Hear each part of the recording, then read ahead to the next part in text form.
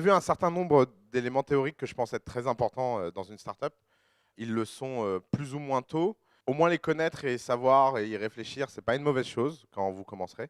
Mais il y a un élément sur lequel vous n'avez vraiment pas le choix, qui est essentiel et qui est fondamental pour comprendre ce qu'est une jeune entreprise, c'est la croissance.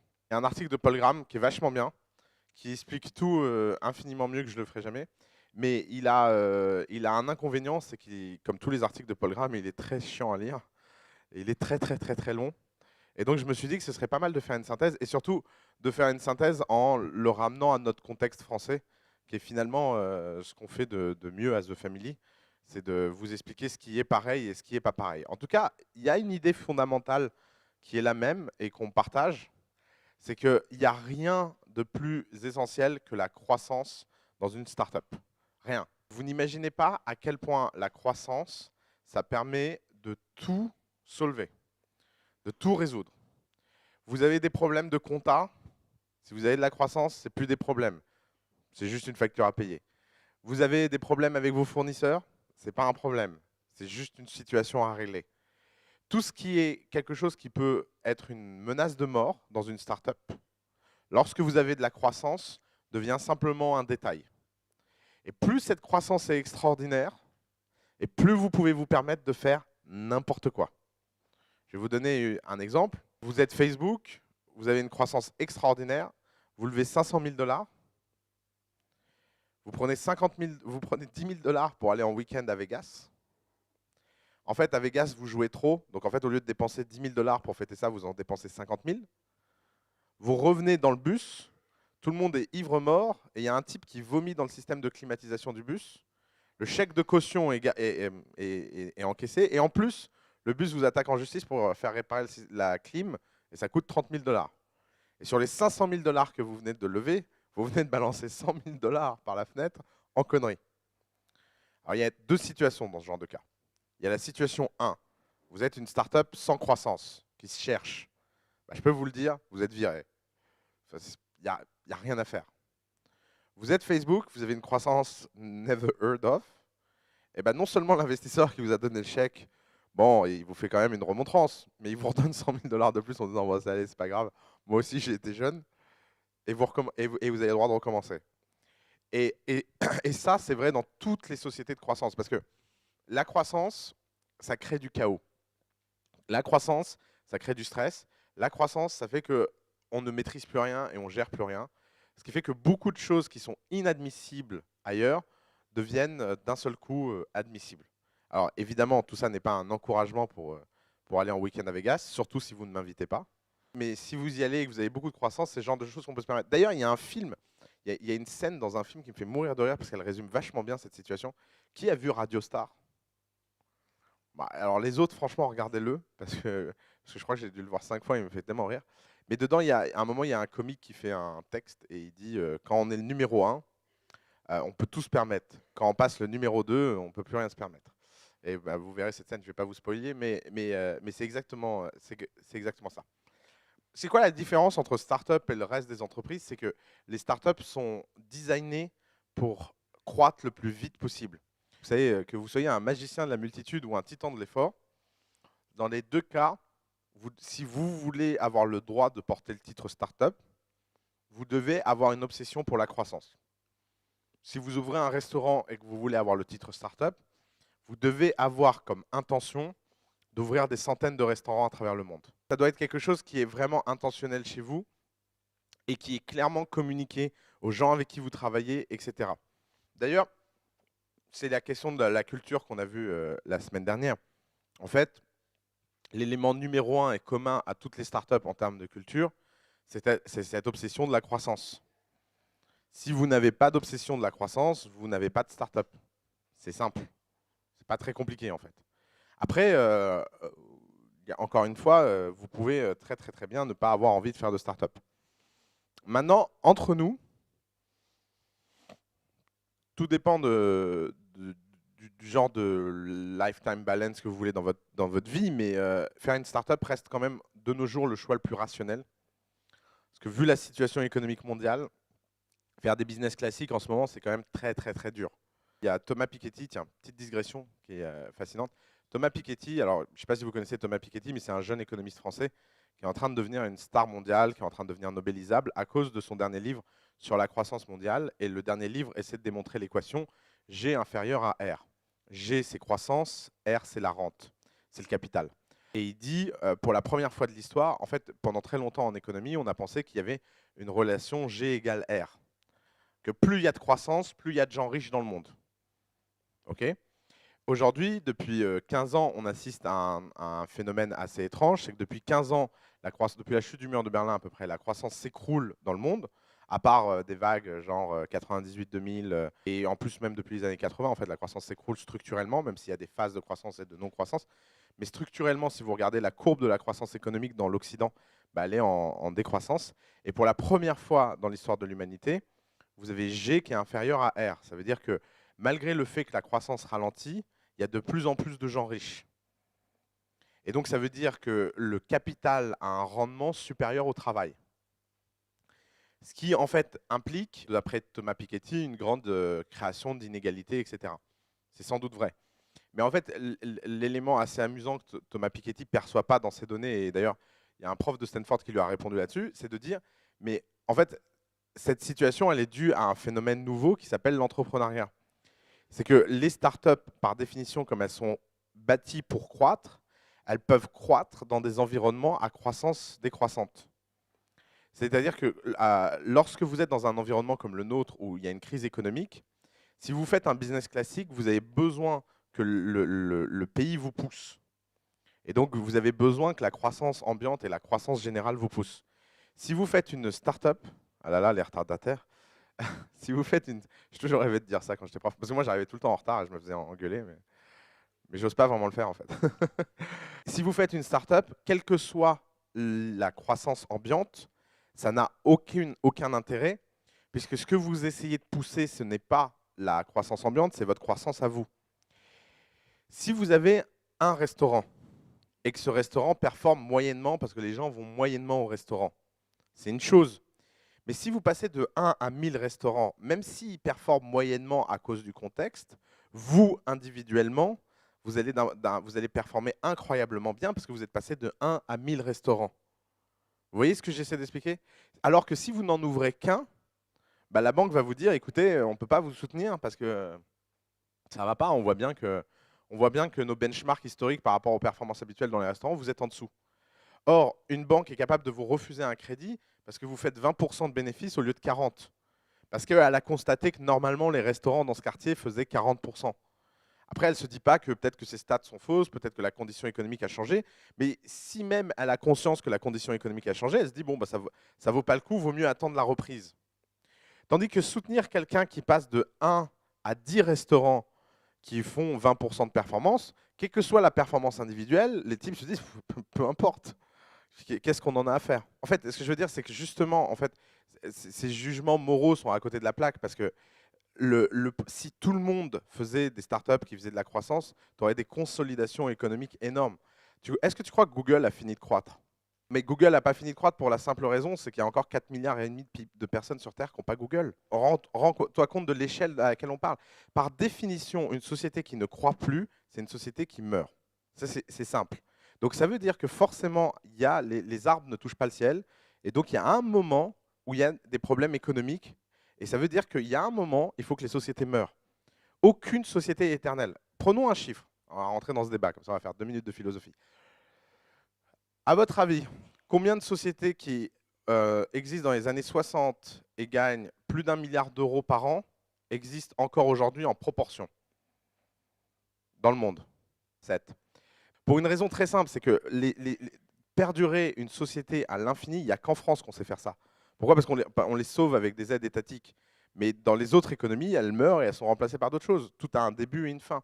Maintenant, la question, c'est que si tu es dans un marché où la performance économique individuelle est en dessous des ratios parce qu'il y a une crise, la seule façon de t'en sortir, c'est d'aller chercher de la croissance dans les marchés où il y a moins de crise. Et donc de croître.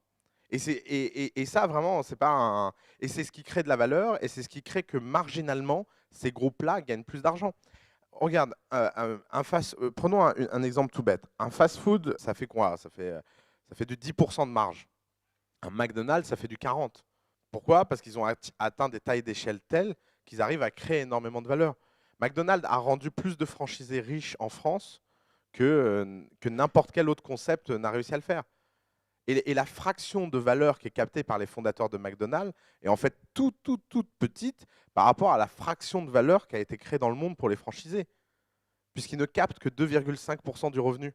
Réfléchissez-y. Si un groupe qui fait plusieurs dizaines de milliards par an le fait parce qu'il capte 2,5% du revenu, faites fois 50 et vous aurez le revenu mondial créé tous les ans par McDonald's. Donc forcément, la croissance, c'est quelque chose, c'est un point. Et alors, effectivement, il y a plein de théories de la décroissance, machin. Forcément, dans les startups, c'est l'inverse, quoi, parce que la décroissance dans une startup, c'est la mort. Alors, c'est une des raisons, et alors c'était mon slide d'après, c'était une des raisons qui explique pourquoi la plupart des startups meurent. Les startups meurent pour deux raisons. La première, c'est qu'elles ne trouvent jamais de croissance. Je pense que c'est la majorité des startups que vous ne connaissez pas qui meurent de cette façon, parce que vous n'en avez jamais entendu parler. C'est la majorité de nos startups à nous. Et l'autre majorité de startups qui échouent, c'est les startups qui meurent à cause de leur croissance.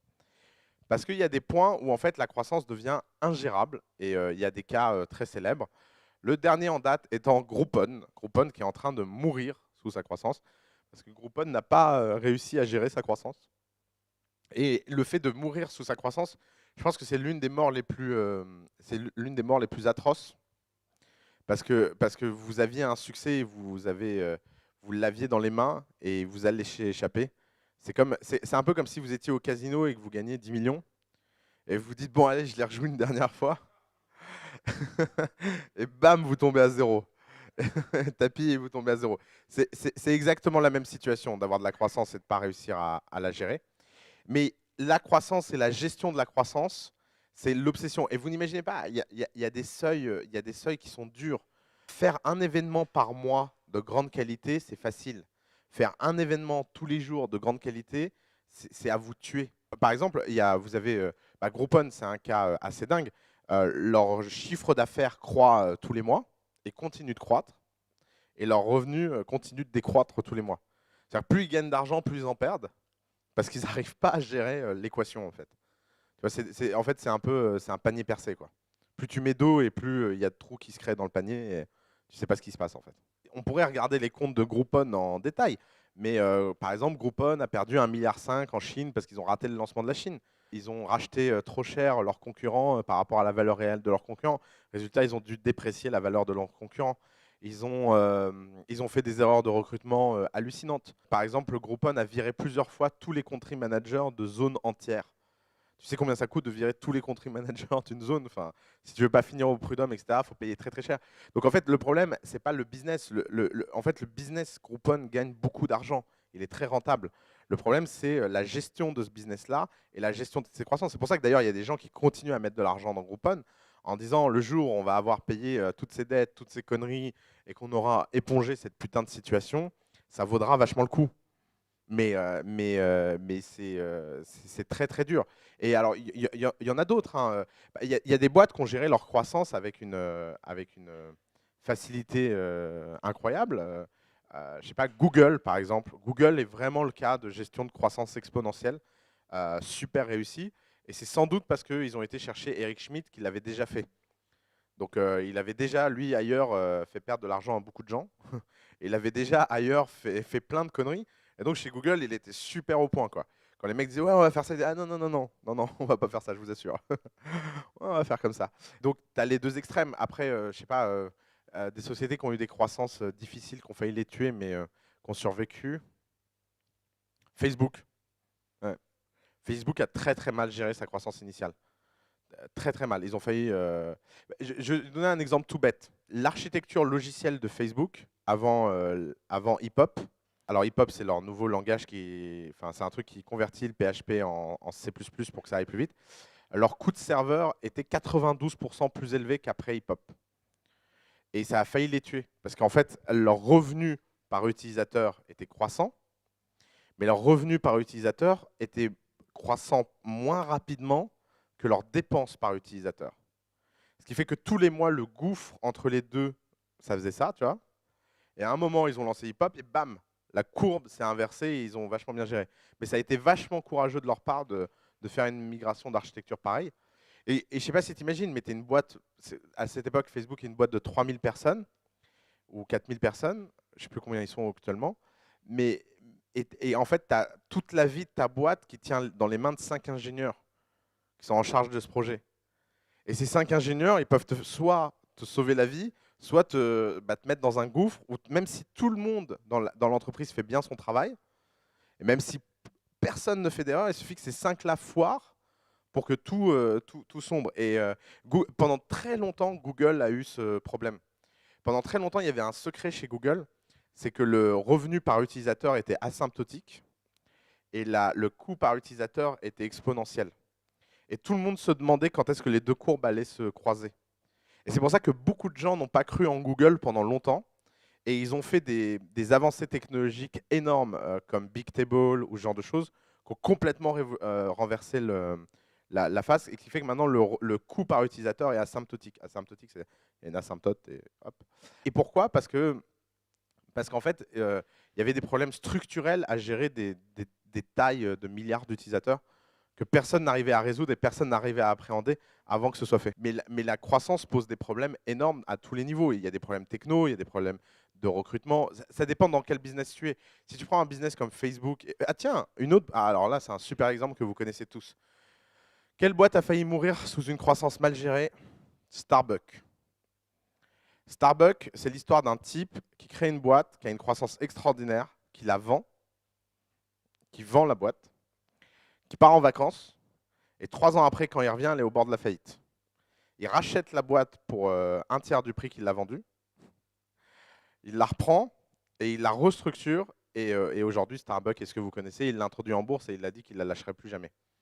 Mais si tu prends le cas de Starbucks, le problème de croissance, ça a été 3 choses. Ça a été des mauvais achats real estate, mauvais format de quoi, qu'est-ce qu'on achète. Il faut savoir que les business de restauration, en fait, sont des business immobiliers. Vous croyez tous qu'en fait, dans la restauration, ce qui est important, c'est ce qu'on sert à manger aux gens. Mais en fait, 80% du coût dans la restauration, c'est l'emplacement, où il est, comment il est. Parce que les gens rentrent dans un Starbucks parce qu'ils passent devant, hein. Ils ne rentrent pas dans un Starbucks parce qu'ils ont vu une campagne. Si vous imaginez qu'il y a un Starbucks je sais pas, à Porte de Chantilly, et vous vous dites ah, j'ai vu cette pub à la télé, et ça a l'air génial, Starbucks, on va prendre le métro pour y aller. Non, ça n'arrive pas. Enfin, et donc, en fait, ces business-là sont des business immobiliers, ça pose problème. En fait, Starbucks et McDonald's, leur grand secret, c'est qu'en fait, ils achètent les emplacements dans une ville.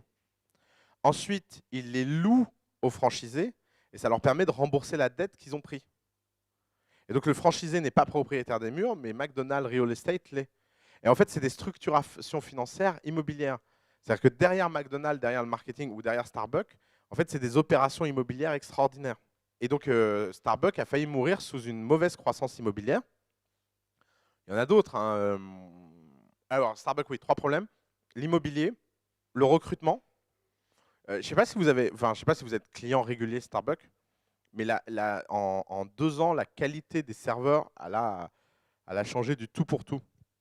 Il y a 2 ans, quand vous rentriez dans un Starbucks à Paris, c'était le bordel. Les gens n'étaient pas bien à leur place. Ils étaient très très mal formés parce que c'était des franchisés très indépendants. Ça a été complètement repris en main. Maintenant, toutes les personnes reçoivent une formation obligatoire, etc. C'est beaucoup plus fluide. Il n'y a qu'à voir le nombre de cafés servis par jour. Vous pouvez regarder ça dans le rapport annuel Starbucks, c'est assez marrant. Le nombre de cafés servis par jour par Starbucks est en explosion. C'est-à-dire que tu as de la croissance à l'intérieur du lieu. C'est incroyable dans le retail, comme tu peux avoir des problèmes du genre, les gens rentrent, il y a d'autres trucs, ils ressortent. Et donc tu perds de la croissance alors que cette croissance, elle aurait dû avoir lieu. Et le troisième problème de Starbucks, c'est un problème de leadership. C'est que l'équipe qui a pris après le rachat était complètement paumée, quoi. Enfin, ils n'aimaient pas le café, ils préféraient boire du thé, de toute évidence. Enfin, ils ont acheté des très mauvais cafés, ils ont eu des très mauvaises pratiques. Ils avaient même réussi à détruire l'image, parce que vous savez, Starbucks a toute une image autour du commerce équitable, café acheté à bon prix, etc. Les mecs, ils avaient quand même réussi à casser ça, qui était quand même un fondement en disant mais je comprends pas pourquoi on achète. Il y a un contrôleur de gestion qui avait dit je comprends pas pourquoi on achète le café si cher. Moi j'ai trouvé un producteur là, il nous fait un tiers du prix. Bon, raté. Et ça, typiquement, c'est des mauvaises gestions de croissance. C'est que tu as un stress structurel qui, en plus, sont liés à la culture, en fait. Pourquoi Starbucks croît, c'est aussi parce qu'il a une culture très particulière. Autre chose, alors ça, je vous l'ai déjà dit. Donc, la question qu'on peut donc se poser, c'est comment faire pour croître gros et vite. Et alors là, il y a une confusion que font beaucoup d'entrepreneurs. C'est de croire que pour croître vite, il faut être gros. Et que pour croître vite, il faut commencer gros. Et là, c'est toutes les histoires de lancement, de PR, de je sais pas quoi. Aucune start-up dans le monde se lance. Aucune start-up dans le monde se lance parce qu'elle a un lancement réussi ou une campagne de presse réussie. Ça n'existe pas. Il y en a qui le font et se rendent compte que ça ne sert à rien, même si elles l'ont réussi et elles font ce qu'il faut après. Mais de toute façon, ces questions de lancement et ces questions de « Ah, on va avoir un truc et donc on va prendre le marché d'un coup », ça n'existe pas. Toutes les startups qui croient, et vraiment sans aucune exception, c'est une croissance organique. Elles ont au préalable une croissance organique réelle et elles ont une croissance organique qui démarre de quelque chose de tout petit et d'insignifiant. Aucune startup n'a démarré autrement que de façon insignifiante. Et elles ont donc deux caractéristiques qu'on répète tout le temps. Elles font quelque chose que les gens veulent, et désespérément. Il n'y a pas de doute sur le fait que les gens veulent, et ça a été l'objet de la deuxième séance avec les problèmes. Et elles arrivent à servir et détecter qui sont ces gens. Et donc, il y a une relation entre ce qu'elles sont capables de produire et ce que les gens veulent. Et en fait, qu'est-ce qui se passe? C'est qu'en général, il y a toujours trois phases.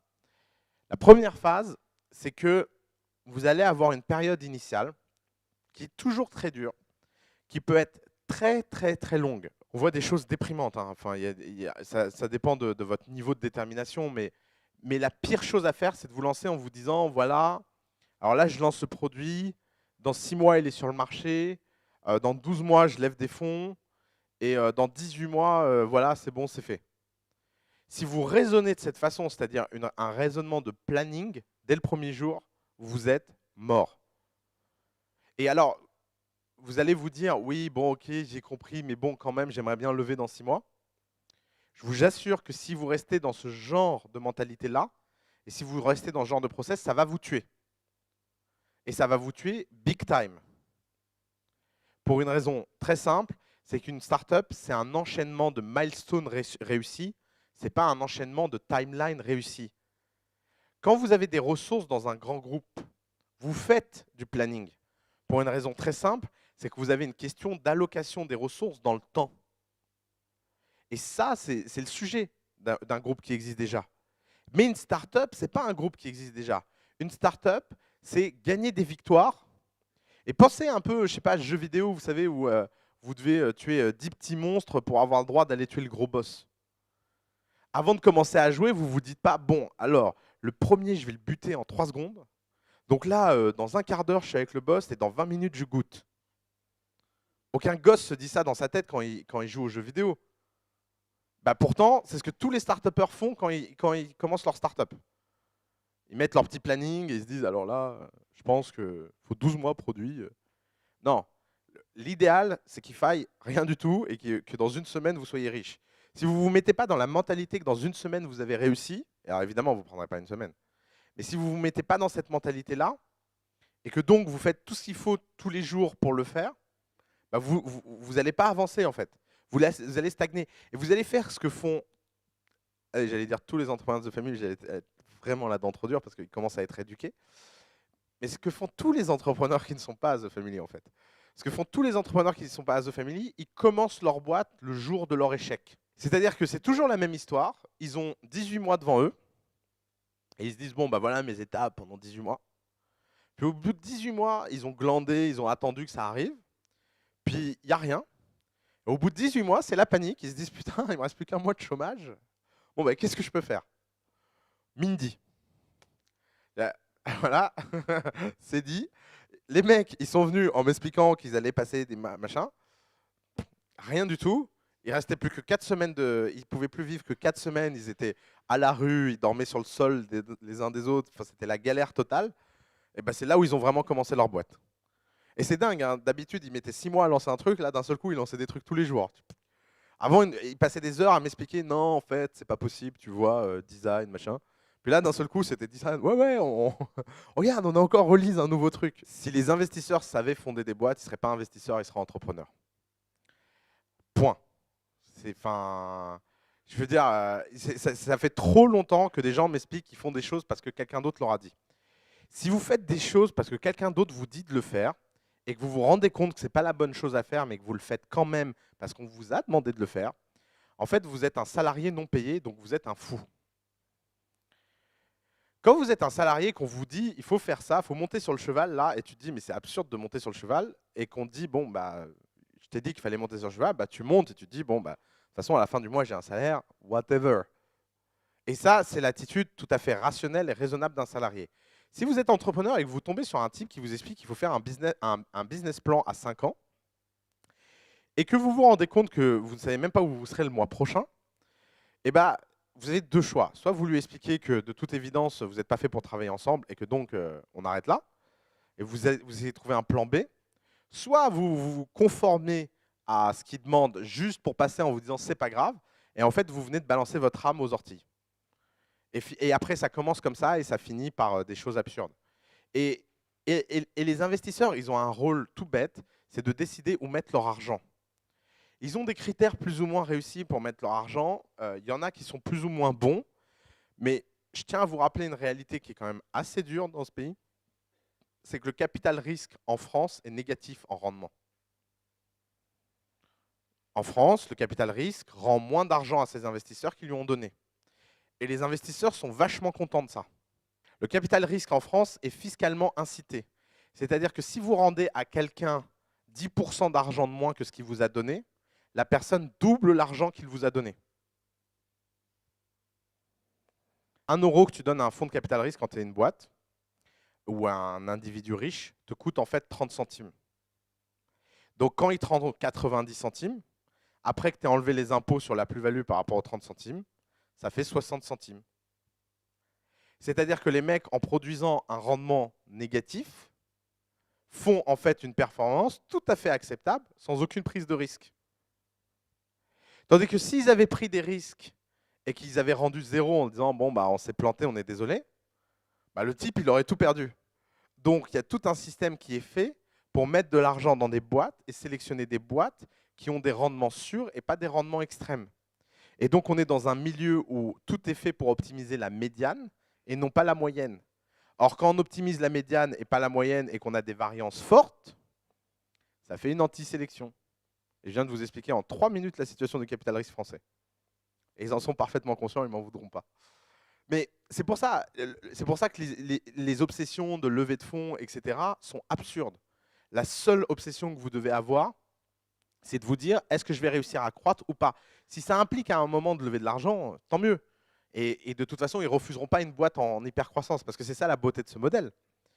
C'est que pré-croissance, ils vont essayer d'investir dans le truc le moins risqué possible.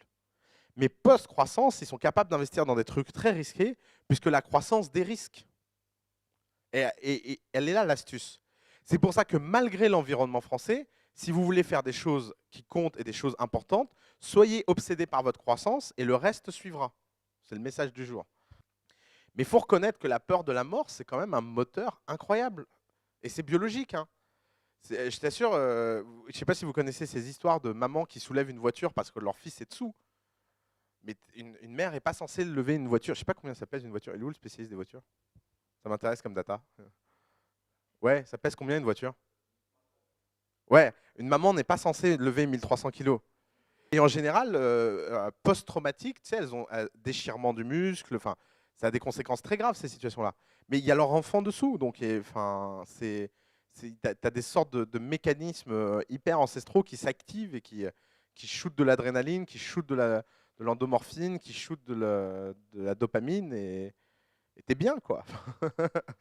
T'as l'impression de vivre. Mais après, si vous êtes plutôt du genre planificateur sûr, bah, même si tu as 18 mois, tu peux commencer ta boîte dès le premier jour. Mais l'illusion, c'est de vous dire que la planification, c'est commencer votre boîte. Il y a un rapport direct entre les moyens et la planification. On ne planifie que quand on a des moyens. Moi, souvent, je dis la stratégie commence quand on a $1 million sur son compte en banque. En dessous d'1 million, il n'y a pas de stratégie. Ça n'existe pas. Parce que le but de la stratégie, c'est de se dire, OK, j'ai plus de ressources que ce que je suis capable de dépenser sur le court terme. Donc, je vais attribuer du capital sur le long terme pour en avoir encore plus.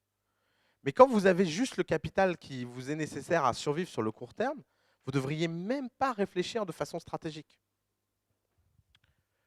Bon, on continue. Première phase, phase plus ou moins longue. Je pense que le record d'une boîte, c'est Airbnb, 38 mois.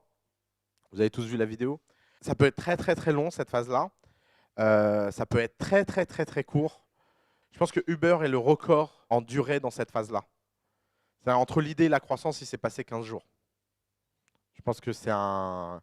je pense qu'il n'y a pas d'équivalent. Il n'y a pas beaucoup de gens qui, sur Terre, lancent un concept et en 15 jours, ils ont beaucoup de succès, sans avoir essayé de concept avant. C'est ce que je veux dire. Parce que, par exemple, Mindy, ça a duré 15 jours pour avoir de la croissance, mais c'était je ne sais pas combien d'apps et je ne sais pas combien de noms. Donc, il y avait des itérations avant. Phase 2. Normalement, cette phase-là, vous en sortez et vous commencez à rentrer dans la phase de croissance. Alors, il y a une phrase que je répète tout le temps. Success is obvious. Retenez-la, et j'espère pour vous que vous ferez partie de cette longue liste de gens qui viennent me voir en me disant « Putain, j'ai enfin compris ce que tu voulais dire. » Le succès ne fait pas débat. J'ai jamais vu des vrais succès faire débat. Jamais.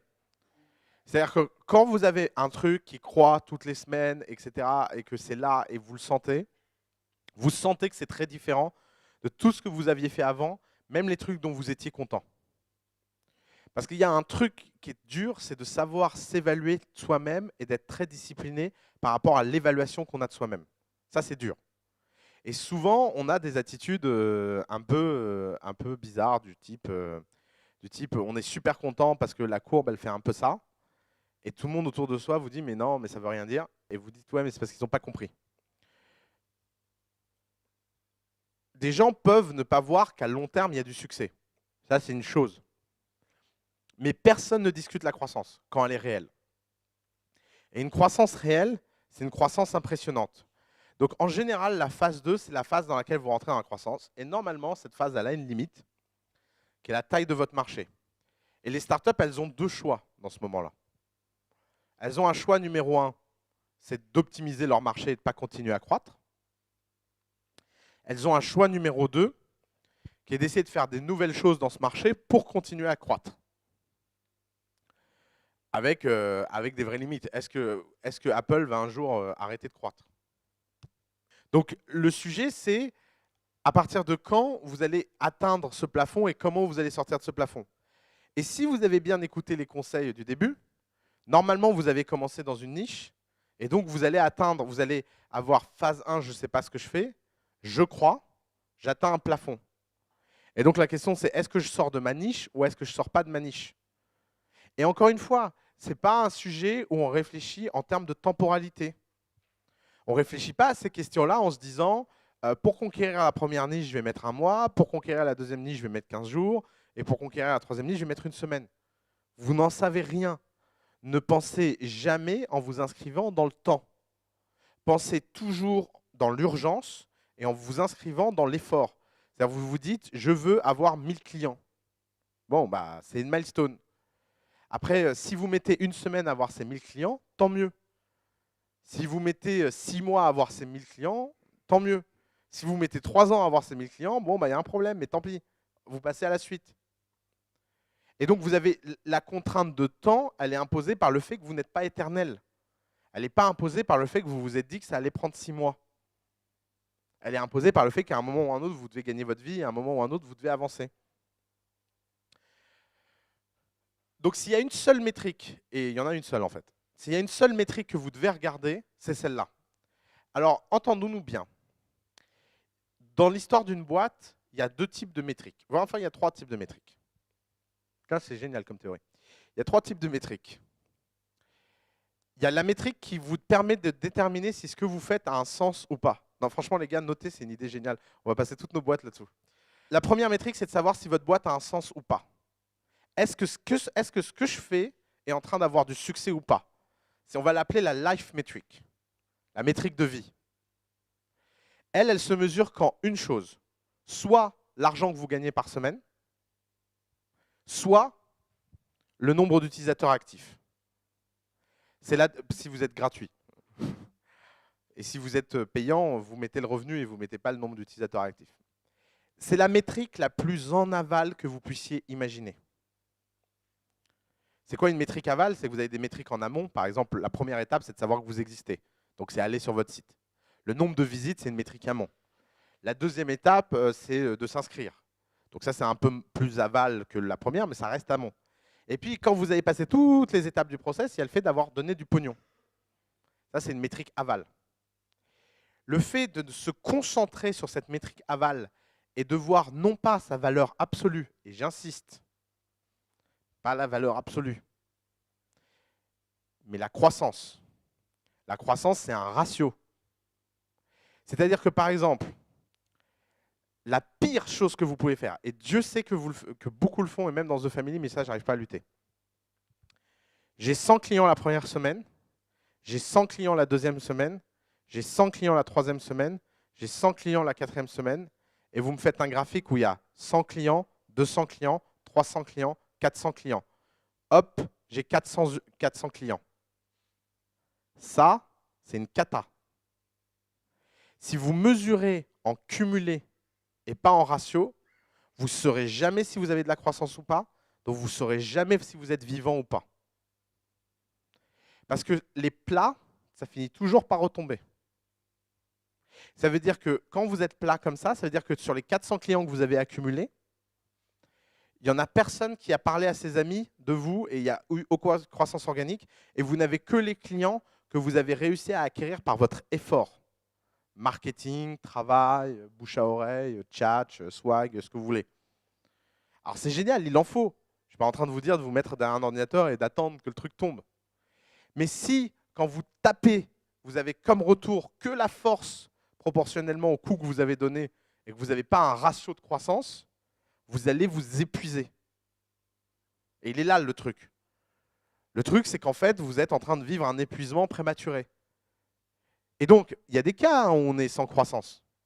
Je ne suis pas en train de vous dire que si vous découvrez qu'en fait, vous avez 0% de croissance, vous êtes mort. Non. Si vous avez 0% de croissance, vous devez être sacrément inquiet. Vous devez être en alerte maximale. Vous devez être en DEFCON 5. Il se passe un truc. Il y a un problème. Donc ça, c'est la première étape. C'est la première métrique, c'est la life métrique. La deuxième type de métrique, c'est les métriques d'optimisation.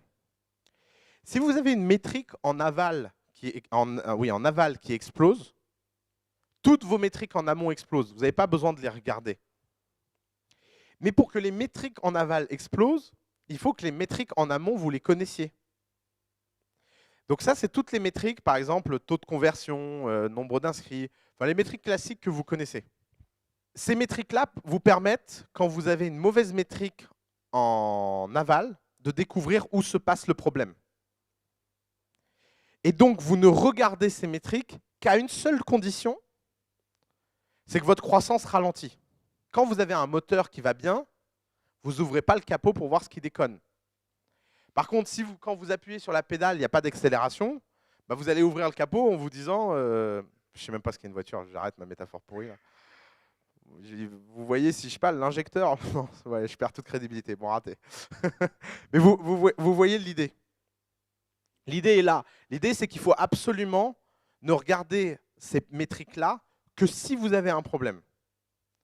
Et vous avez un troisième type de métriques qui sont le kiss of death d'une startup, c'est les vanity métriques. Les vanity métriques, c'est les métriques que vous donnez à la presse. Je vais vous donner une vanity métrique. Bon, ça reste entre nous, les gars. Vous voulez la vanity métrique absolue dans The Family? Le nombre d'apply. Ça fait 1 an que je me demande s'il n'y a pas un type qui va comprendre l'arnaque sur ce nombre-là. On a un nombre d'apply qui est incroyable. Et en plus, depuis que Jean est arrivé chez nous, il est en croissance constante. Et avec nos vidéos, il est en croissance constante. Et donc, on exprime à tout le monde Voilà le nombre d'applis qu'on a, il est incroyable. Et quand les VC viennent dîner à la maison et qu'ils entendent notre nombre d'applis, ils sont en crise cardiaque, quoi. Mais c'est pas possible. Alors qu'en fait, on a tout fait pour enlever toutes les barrières à l'entrée. Il n'y a pas de dossier, vous envoyez un email. D'ailleurs, nous, on considère qu'un apply, c'est un email. Vous imaginez pas le nombre de mecs qui nous écrivent en disant « Ouais, c'est cool ce que vous faites. J'aimerais bien, moi aussi, faire une start-up. Vous pensez que je peux venir dans The Family ?» Et les mecs, ils n'ont pas d'équipe, ils n'ont pas d'idée, ils n'ont pas de... N'importe où ailleurs, s'ils avaient vu un dossier où il fallait répondre à ces questions-là, ils n'auraient pas apply. Donc, structurellement, notre nombre d'apply est en croissance fabuleuse. Mais je peux vous dire un truc, c'est que, jamais en interne, on serait content de ce nombre d'apply réellement. Ce n'est pas quelque chose qui me touche. Et la seule obsession qu'on a, c'est combien de startups de qualité et combien de startups ambitieuses sont créées à Paris et nous ont rejoints en termes de pourcentage. C'est que moi, je vois le nombre de startups bonnes qu'il y a dehors et je me dis, putain, on en a à peine 1% à l'intérieur de The Family. Qu'est-ce qu'on fout? Vous voyez, ça, c'est ma métrique aval. Et donc, au milieu, j'ai des métriques d'optimisation. Bon, bah, mon offre de service n'est pas encore assez à la hauteur. J'ai tweaké. Et en ce moment, on a de plus en plus de startups matures qui nous rejoignent. Pourquoi? Parce que notre offre, avec le nouveau lieu, notre offre de service commence à être à la hauteur de ce qu'eux ont besoin. Mais vous voyez la logique? Est-ce que ça veut dire que je ne vais pas jouer la terreur avec ma vanity métrique dehors en disant « Ouais, on a je ne sais pas combien d'apply par jour, alors comptez sur moi pour le faire ». Parce qu'il n'y a jamais aucun fait qui sera un obstacle à une bonne histoire. Pour le dehors. Mais le problème, c'est qu'il ne faut pas croire ces faits en interne. Il ne faut pas que ça vous ramollisse, les vanity métriques.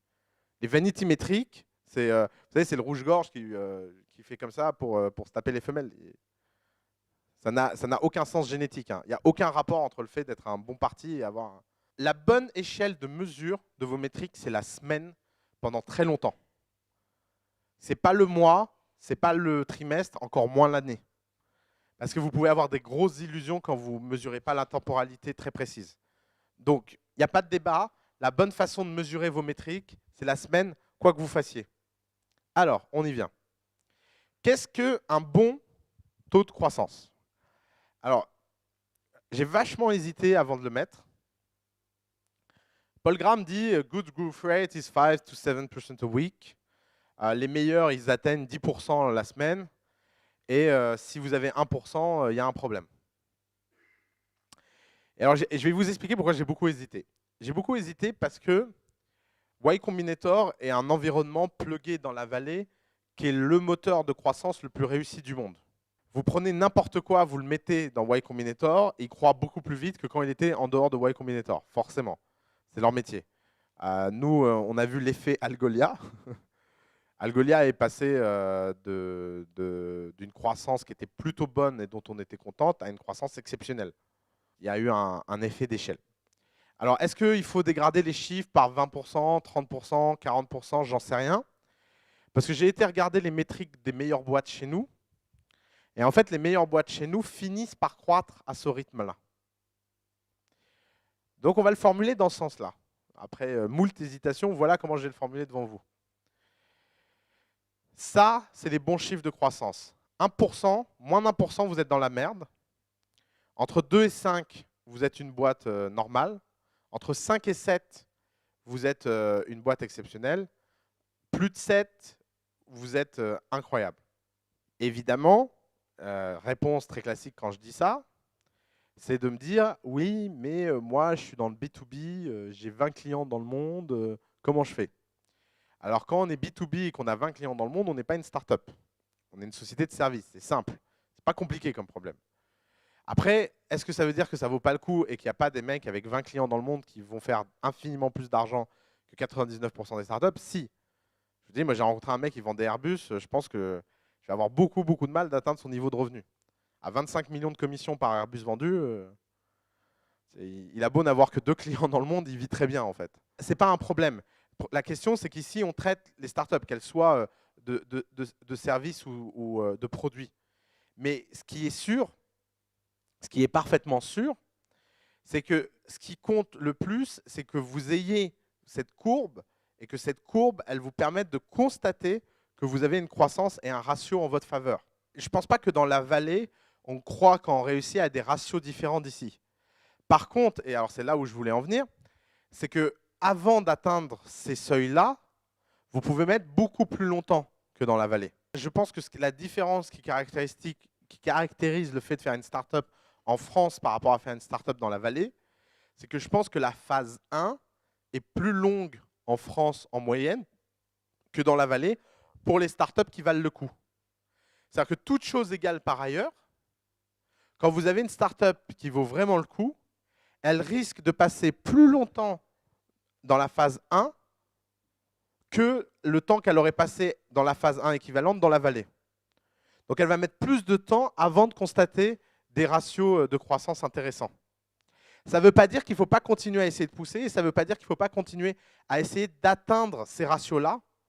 Et de toute façon, même si vous vous mettez la barre au plafond et que vous arrivez à toucher le projecteur, ce sera déjà très bien en fait. Qui peut le plus, peut le moins. Et c'est encore plus vrai dans les startups qu'ailleurs. J'ai jamais vu quelqu'un échouer sa startup parce qu'il était trop ambitieux.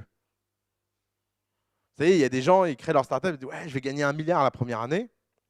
Bon, bah, même s'ils gagnent 1 million la première année, c'est pas un drame. Et c'est pas parce qu'ils étaient un peu loufoques dans leurs ambitions que ça s'est mal passé. Alors que l'inverse est beaucoup plus courant. Des gens qui ratent parce qu'ils mettent la barre beaucoup trop basse, c'est tellement basse qu'on la voit plus, et qu'ils la passent et qu'en fait donc ils font aucun effort, ça oui. Ne sous-estimez pas l'importance de l'ambition et de l'effort. Vous mettre une barre très haute, c'est la meilleure façon de vous pousser à bout et de faire en sorte que vous arriviez à faire quelque chose d'incroyable. Essayez de mentalement définir un growth rate et essayer de l'atteindre. C'est un jeu que je fais avec les startups de The Family. C'est que d'expérience, j'essaie de leur dire ce que j'ai constaté. C'est pas facile.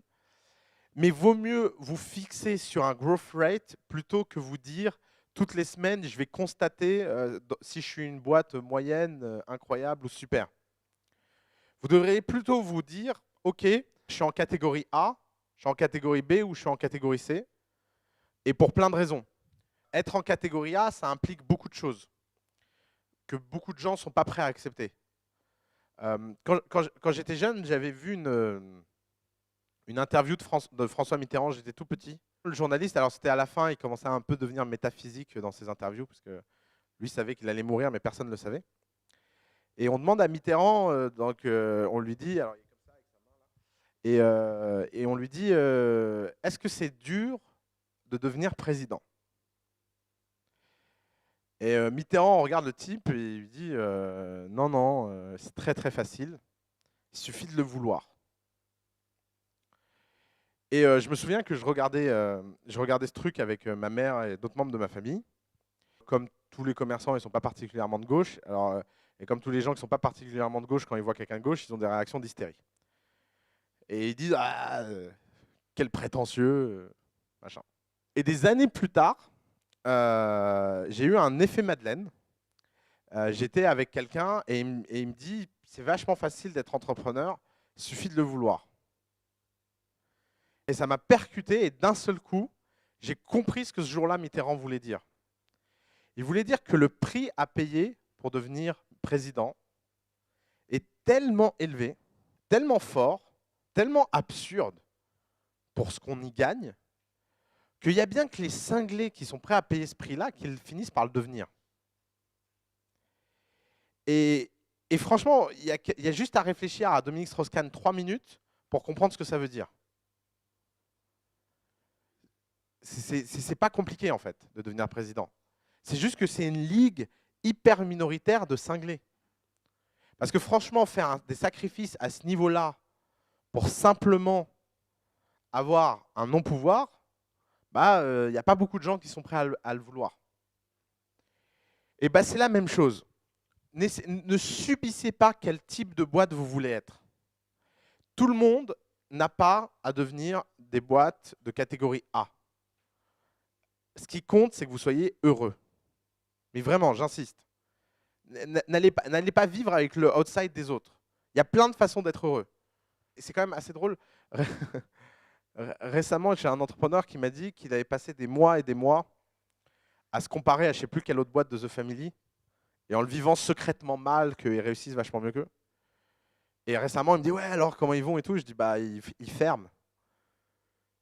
Et le type, il dit quoi? Et je lui dis, bah oui, oui, mais ça n'a jamais marché leur truc. Et il me dit, putain, ça fait des mois que je suis obsédé par eux. Et je me dis, ah, c'est vachement bien ce qu'ils font. Et en fait, alors que lui faisait des choses vachement mieux. Donc, bon, lui, il a mis 1 an à s'en rendre compte, mais il y a des gens qui mettent leur vie à se rendre compte que les comparaisons avec les autres sont futiles. Vous ne pouvez pas comparer le outside des autres avec votre inside. Forcément, votre inside, il a l'air beaucoup plus moche que l'outside des autres. Surtout quand ils ont été bien entraînés. Regardez-vous là, dans 6 mois, on ne saura même plus quand vous bullshitez ou pas, quoi. Ça va être insupportable. Donc, sachant ça et sachant qu'il y a beaucoup de gens qui sont entraînés dans ce monde, passez pas votre vie à vous dire ah oui, mais lui, il avait fait ci et lui, il avait fait ça et machin. J'ai un autre cas d'une boîte qui est obsédée par la concurrence, mais obsédée. Alors, elle n'a pas fait coup d'État, j'ai tellement envie de l'envoyer dans coup d'État, cette boîte. Et j'en ai eu tellement marre que j'ai été chercher le dossier d'investissement de leur concurrent principal et j'ai été chercher l'article TechCrunch et je lui ai montré que les types dans TechCrunch faisaient du x10 par rapport à leurs métriques réelles. Et parce que personne ne va vérifier les infos dans TechCrunch. Personne. Vous croyez vraiment que les types qui produisent 3 articles par jour, ils ont que ça à faire? Si les mecs sont assez cons pour mentir sur leurs métriques et annoncer des métriques dithyrambiques et 1 an après faire faillite, bah, tant pis pour eux. Et je vous conseille vraiment un truc, ne mentez pas, parce qu'il n'y a rien qui a l'air plus con que des types qui vous annoncent « Ouais, on fait 20% de croissance de revenus par semaine », et que en fait, les types font rien. Ça finit toujours par savoir. Alors, vous êtes content sur le coup parce que vous avez votre article TechCrunch, vous êtes content sur le coup parce que tout le monde a peur, mais à long terme, ça ne paye pas. Donc, soyez obsédés par le long terme et pas par le court terme. Faites des victoires de long terme. Les victoires de long terme, elles sont dures, mais elles sont incroyablement gratifiantes. Et j'ai voulu donner une leçon à cette boîte pour lui dire, parce que le type me dit, mais non, mais s'il dit ça, c'est que c'est vrai. Mais bien sûr. Et puis quoi encore? C'est tellement, tellement facile.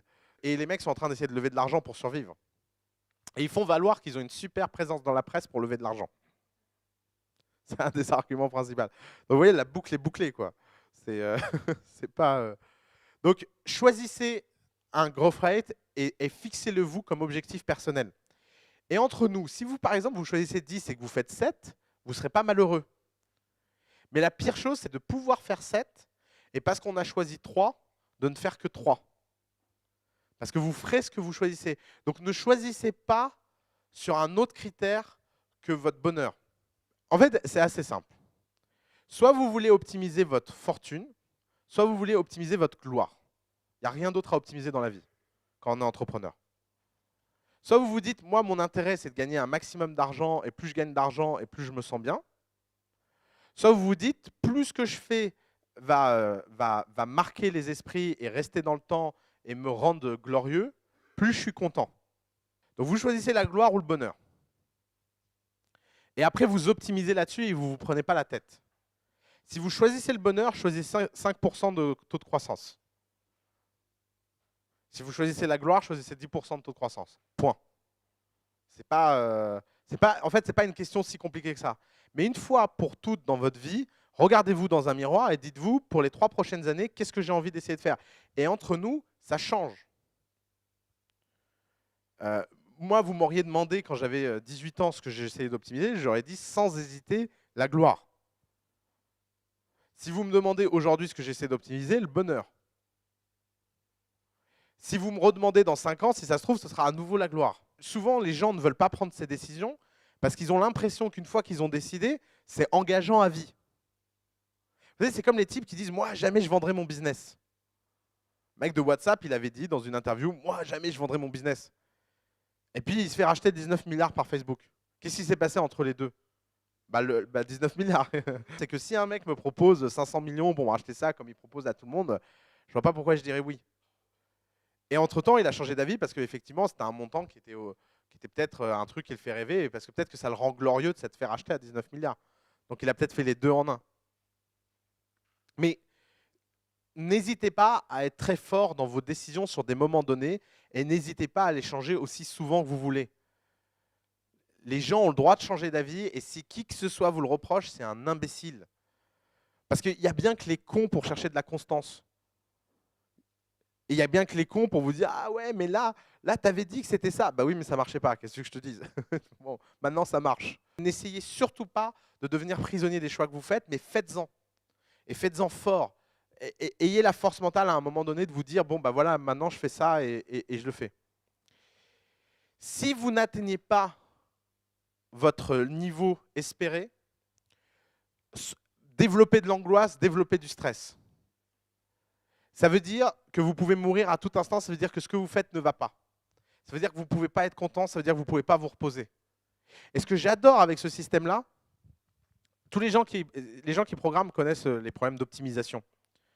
Vous savez, il y a des problèmes des fois, alors pour ceux qui ne programment pas, des fois vous avez un programme et votre seul but, par exemple, c'est de réduire la mémoire qu'il utilise.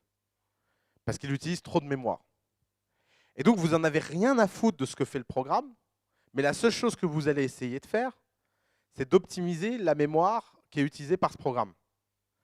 Et bien en fait, cette méthode, et c'est pas pour rien que Paul Graham la market à ce point, c'est qu'en fait, cette méthode revient exactement à ça. Elle vous dit, faire une boîte, c'est un problème trop compliqué si vous essayez d'avoir une approche holistique.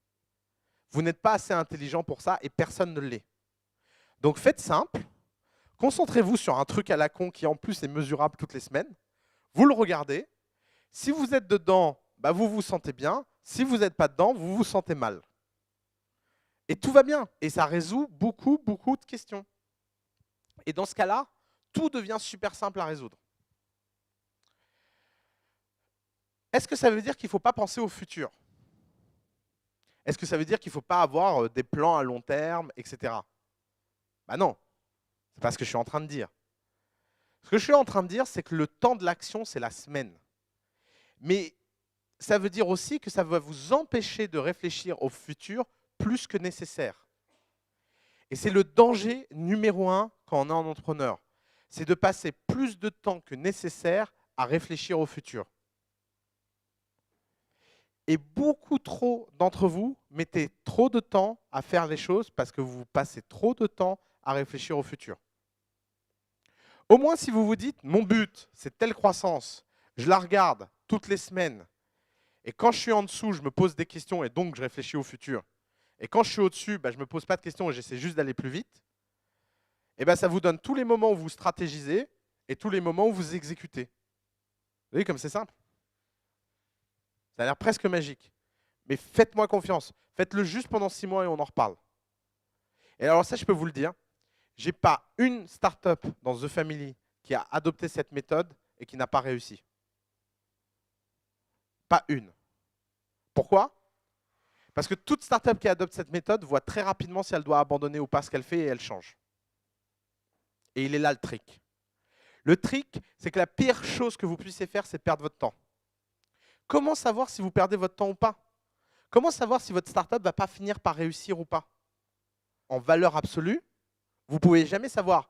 Imaginez, vous avez 200 utilisateurs. Vous ne pouvez pas savoir si en fait ça marche ou ça ne marche pas.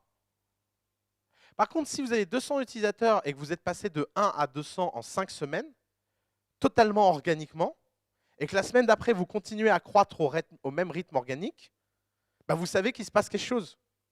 La meilleure croissance, c'est la croissance organique, mais quelle que soit la croissance que tu fais, y a pas, sachant qu'il y a une croissance qui ne compte pas, c'est la pub non rentable.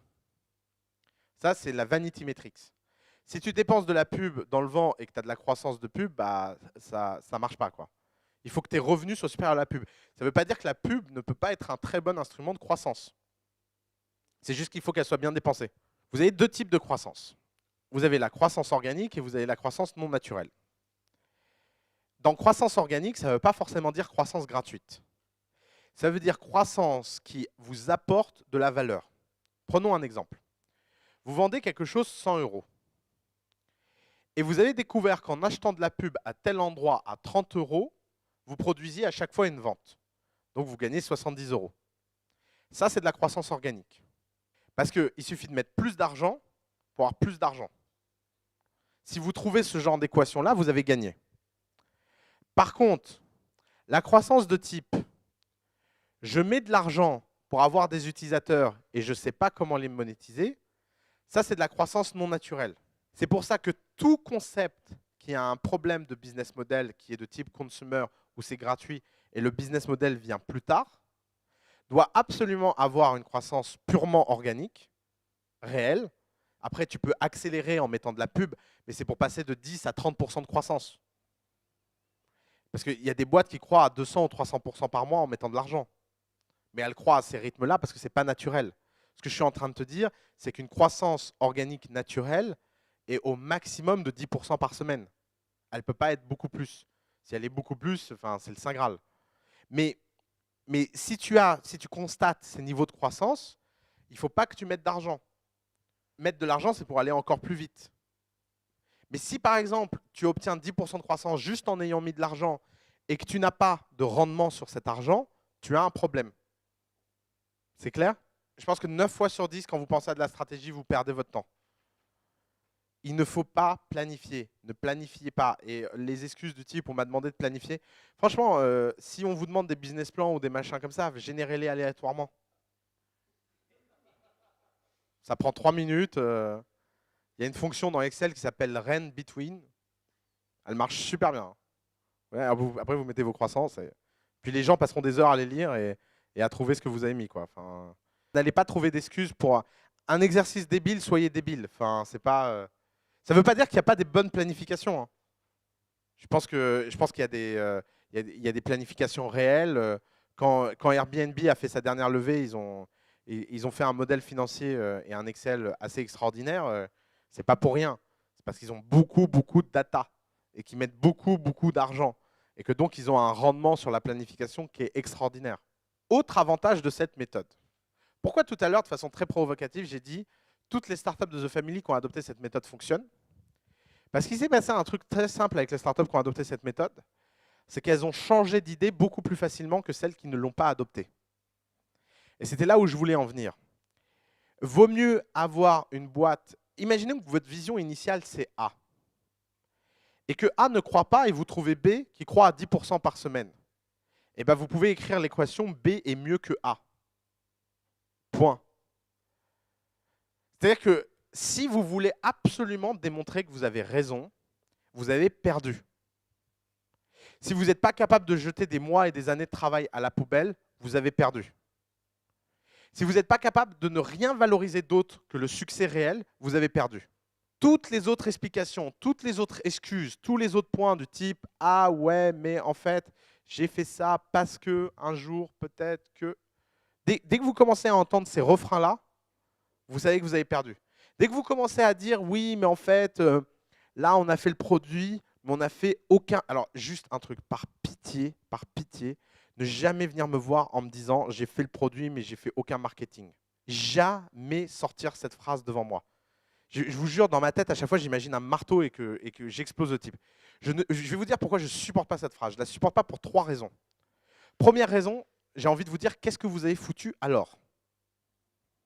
C'est quoi cette idée que vous avez fait votre produit sans essayer de le vendre? Sur quelle planète, en 2014, on se cache encore? Deuxième chose, si vous pensez avoir besoin de l'argent pour que votre truc commence à prendre, c'est que votre truc ne prendra jamais. Il n'y a aucun concept sur Terre qui a un produit parfait et que les gens ne sont pas enthousiastes, à petite échelle. Et pourquoi? Parce qu'encore une fois, c'est une confusion entre volume et efficacité. Parce que les gens voient des petites boîtes qui ont des tout petits volumes. Si par exemple, vous venez me voir et vous me dites, voilà, j'ai parlé à 2 potes de mon produit. Si vous êtes My Little Paris, My Little Paris, elle a envoyé sa newsletter à 50 personnes. Puis ces 50 personnes, ils en ont parlé autour d'eux à 2 ou 3 personnes. Puis elle est passée à 55, puis à 100, puis à 1000, puis à 10 000, puis à 100 000. Maintenant, imaginez version My Little Paris, entrepreneur moyen. Je fais la plus belle newsletter du monde que j'envoie à mes potes. Et mes potes me disent « Ouais, elle est super ta newsletter, elle est incroyable, elle est géniale, je l'adore. Vraiment, bravo pour le travail. » Et vous passez des semaines et des semaines et des semaines et des semaines et des semaines à refaire la newsletter. Et puis, au bout d'un moment, vous dites « C'est bon, la newsletter, c'est réglé, le produit, c'est réglé. Maintenant, il me faudrait de l'argent pour faire connaître cette newsletter. » Vous voyez le problème? C'est que forcément, si elle était si bien que ça, la newsletter, il y aurait des gens qui courraient pour la voir et vos amis l'auraient envoyée à tout le monde. Sauf que ce qu'ils vous ont dit, c'est « Ouais, c'est cool. Pas mal, ouais. Vachement bien. T'as raison de lutter contre le chômage à ta façon. Et faites très attention au feedback des gens. La plupart des feedbacks des gens, c'est ça. C'est pas un feedback réel. Le seul vrai feedback réel, c'est quand vous avez des gens qui parlent à d'autres gens. Et donc, vous voyez là l'enjeu.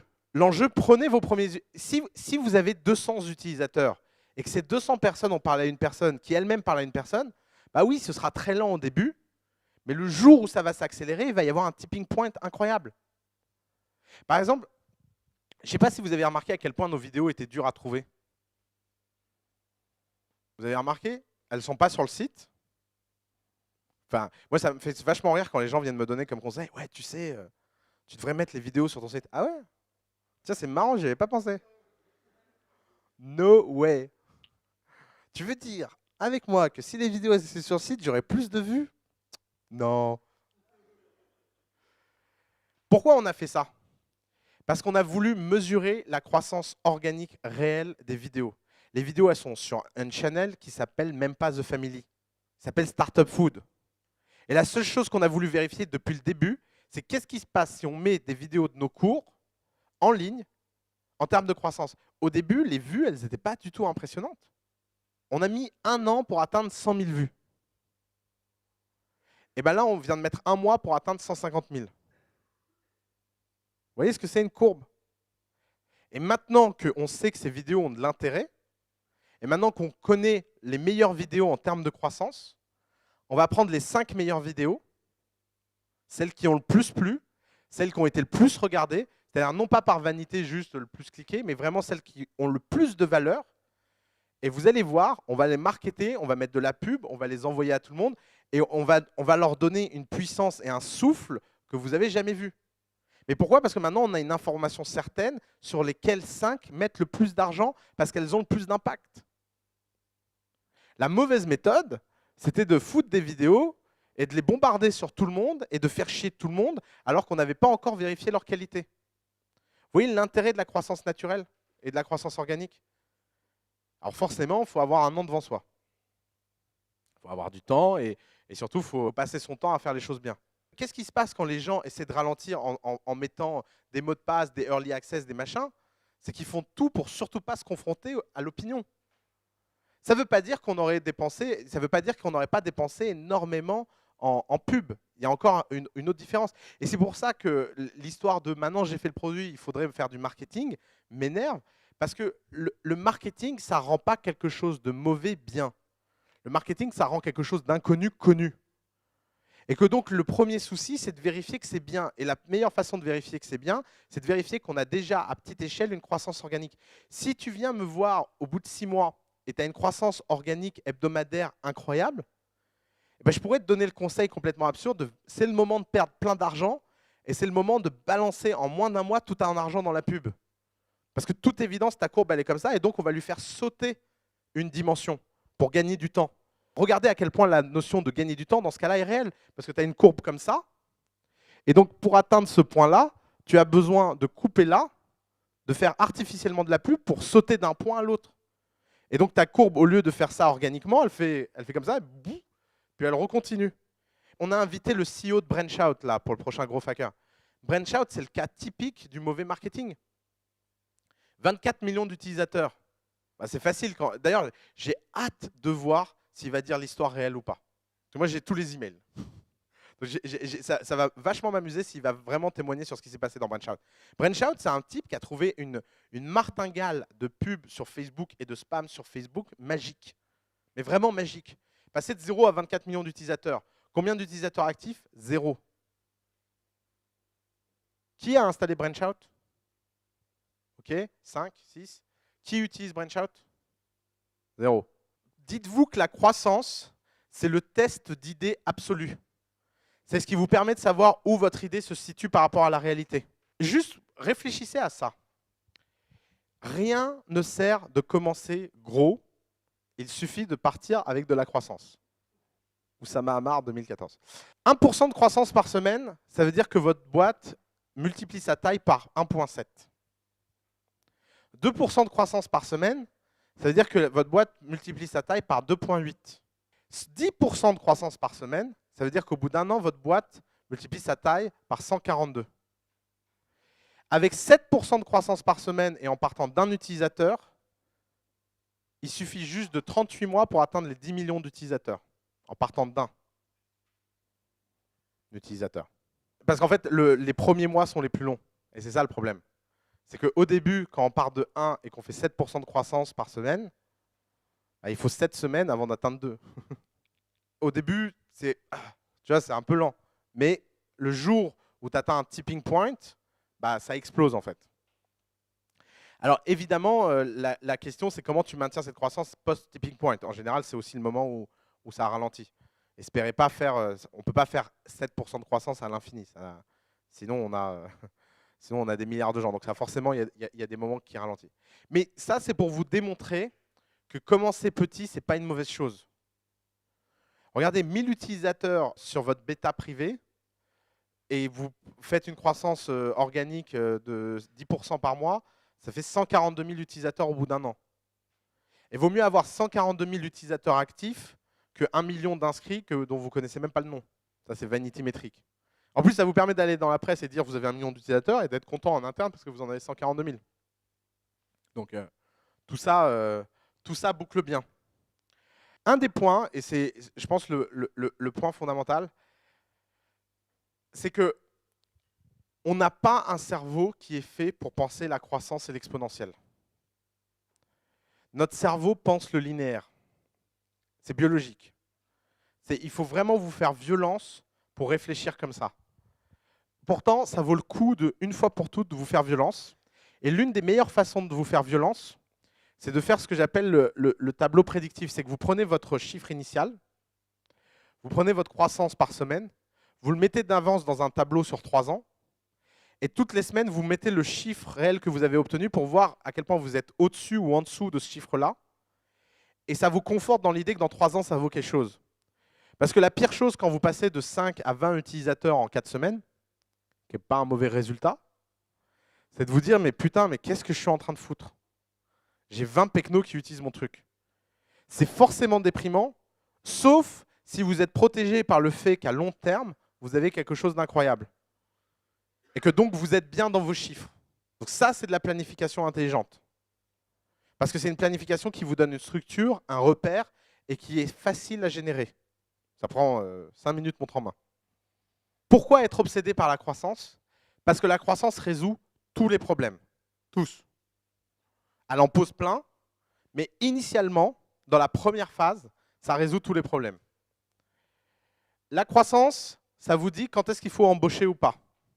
Dès que structurellement, vous n'arrivez plus à gérer votre croissance, il faut embaucher. C'est simple.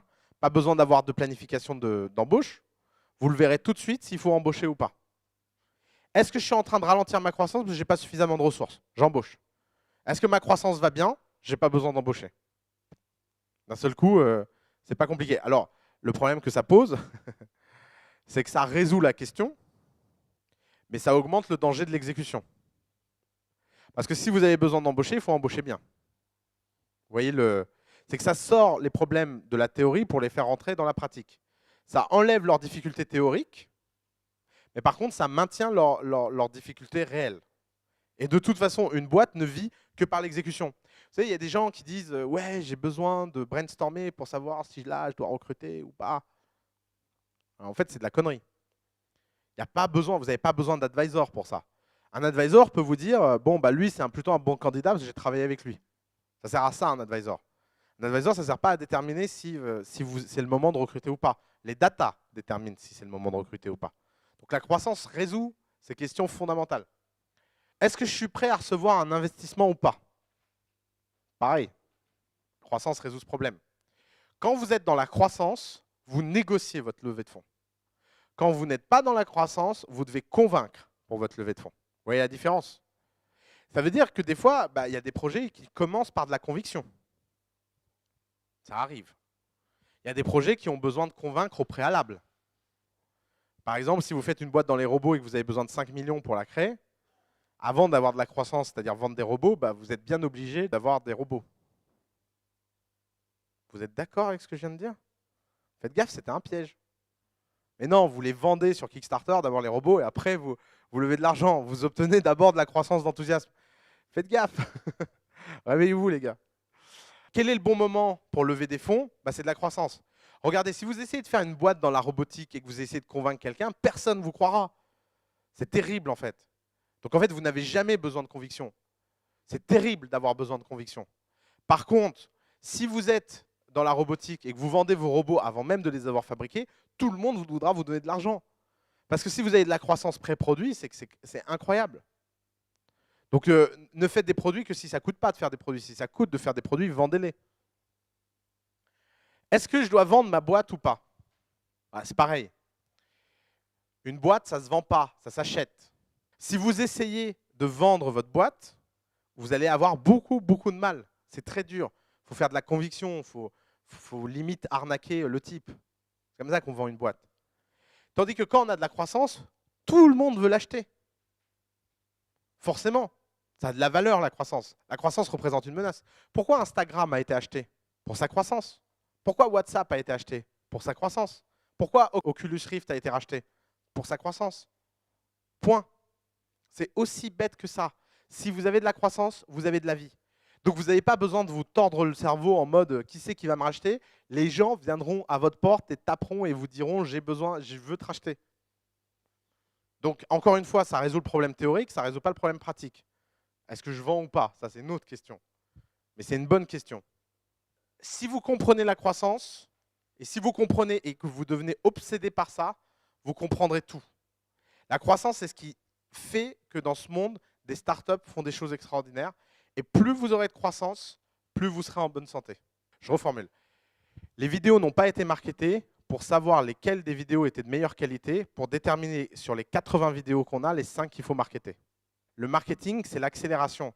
Tu vois, pour passer de 100 000 à 1 million de vues, là, au rythme où ça va, il va falloir 1 an de plus.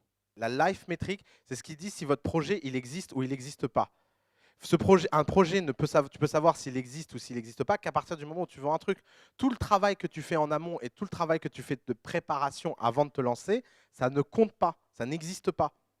La question, c'est est-ce que ma boîte, elle est réelle ou est-ce que je suis en train de fantasmer? C'est ça le test de la croissance. Elle est réelle à partir du moment où je vends, elle n'est pas réelle à partir du moment où je ne vends pas. Et en plus, si je vends de façon constante, elle est en fait pas réelle. Il faut qu'en plus je vende avec de la croissance. Donc, tout ce que tu fais avant, en fait, ça n'a pas de sens. Je ne suis pas en train de vous dire qu'il faut de la croissance surtout. Il y a des choses qui ne croient pas, pourtant vous avez de la croissance. Entre nous, toute semaine que vous passez avant cette étape-là est une semaine de perdu. Il faut l'admettre. Et après, vous pouvez passer des mois et des mois avant de décider de vous lancer. Ça, j'ai rien contre. Mais dans votre tête, vous ne dites pas que vous vous êtes lancé dans de la préparation. Par exemple, je vais vous donner un exemple. J'ai 2 amis qui ont voulu ouvrir un restaurant franchisé. Il y en a une qui réussit, il y en a une qui en est toujours au même point. Voilà ce que celle qui a réussi a fait, voilà ce que celle qui n'a pas réussi a fait. Celle qui n'a pas réussi, elle a été voir l'élite de l'industrie de la restauration. Elle a convaincu le numéro 2 de McDonald's dans le monde de devenir son advisor. Elle a obtenu l'aide de la plus grande agence média pour développer son concept gratuitement pendant 1 an. Elle est magnifique, ça aide. Elle a mobilisé autour d'elle, elle a fait un logo incroyable, elle a fait un concept incroyable, elle a tout préparé, elle a fait un plan financier, elle a fait des recettes, elle a fait des ingrédients. 2 ans plus tard, le restaurant n'est pas ouvert. Et il ne sera jamais ouvert. C'est simple, c'est pas compliqué. Et ce ne sera jamais un succès, ce ne sera jamais une franchise. Pendant ce temps-là, j'ai une amie qui a commencé le même jour. Le jour où elle a commencé, elle a pris son scooter, elle a fabriqué des plats, elle a été les vendre à ses potes. Et le lendemain, elle en a vendu encore plus. Et le lendemain, les potes ont demandé. Elle a dû embaucher 2 stagiaires, elle n'avait toujours pas de resto. Et elle livrait les gens à domicile. Quand elle livrait plus de 100 repas par semaine, elle a été voir la banque, elle a dit « j'en peux plus, j'ai besoin d'un lieu ». La banque a débloqué un prêt en 3 semaines pour qu'elle ouvre un lieu. Elle vient de faire une super levée de fonds et elle ouvre plusieurs restaurants en France. 2 ans. Il y a une qui n'existe pas, une qui existe. Et pourtant, je me souviens, parce que c'est toujours la même histoire, tout le monde a aidé la première. Tout le monde a aidé la première. D'ailleurs, vous pouvez aller manger chez Jawa. Quand les gens voyaient Stéphanie avec son truc à aller faire des courses chez les gens, tout le monde se foutait de sa gueule. Et tout le monde soutenait l'autre dans ce putain d'incubateur. Et tout le monde était à fond en mode ouais, putain, elle a le numéro 2 de McDonald's avec elle. Ah, tu m'étonnes, il veut se la taper. Non mais. Sans blague. T'es en train de me dire que ce type a accepté d'avoir un rendez-vous avec toi, je suis super surpris. Franchement, ces histoires d'equity contre. Sauf à être dans un truc hyper consumer où ta cible est allée massivement à la télé et qu'M6 s'accorde à te donner un GRP beaucoup plus fort que le GRP que tu pourrais te payer toi-même en levant du capital. Parce que c'est ça le problème. Les mecs te disent on t'offre l'équivalent d'1 million d'euros de pub. Bah ok, je lève 1 million d'euros et j'achète 1 million d'euros de pub. Ça vaut beaucoup mieux que d'obtenir 1 million d'euros de pub. Quand tu regardes les ratios qu'ils appliquent, ils ne sont pas si extraordinaires que ça. Parce que le problème, c'est qu'en interne, ils ne peuvent pas dégrader leur rentabilité. Ils ne sont pas cons, les mecs. Donc ça crée un désalignement d'intérêts terrible. En plus, résultat, tu as l'équivalent d'1 million en equity, mais tu n'as pas le service comme si tu avais payé 1 million. Parce qu'ils passent leur temps à te dire, ouais, on t'a rendu service, sans nous, tu serais rien. Alors que quand tu lèves 1 million et que tu viens acheter 1 million, le type à l'entrée, il te tire les pompes. Donc il faut faire vachement attention avec ces histoires-là. C'est vraiment, vraiment, vraiment très dangereux. D'ailleurs, moi, je connais personne qui a accepté ces trucs-là qui ne le regrette pas. Allez, à bientôt.